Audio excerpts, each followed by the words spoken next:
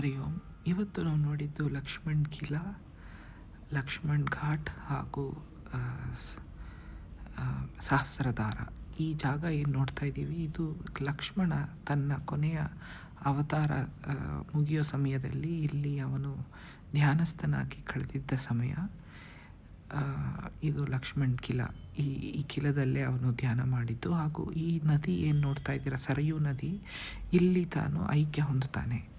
ಆ, ರ- ರಾಮ ಲಕ್ಷ್ಮಣ ಭರತ ಶತ್ರುಘ್ನರಲ್ಲಿ ಲಕ್ಷ್ಮಣ ತನ್ನ ಮೊದಲು ಐಕ್ಯನಾಗೋದು ನಾಗಶೇಷನಾಗಿ ಸರಿಯೂನಲ್ಲಿ ಐಕ್ಯ ಆಗ್ತಾನೆ. ಹಾಗೂ ವೈಕುಂಠಕ್ಕೆ ಹೋಗಿ ರಾಮನ್ನ ಬರೆ ಮಾಡ್ಕೊಳ್ಳೋಕ್ಕೆ ತಯಾರಿ ಮಾಡ್ಕೊಳ್ಳೋಕ್ಕೆ ಮೊದಲು ತಾನು ಹೋಗ್ತಾನೆ. ಈ ಸರಿಯೂ ನದಿ ಅನ್ನೋದು ಇದರ ಮೂಲ ಉದ್ಭವ ಸ್ಥಾನ ಕೈಲಾಸ. ನೀವು ಅಂತರ್ಜಾಲದಲ್ಲಿ ನೋಡ್ಬೋದು.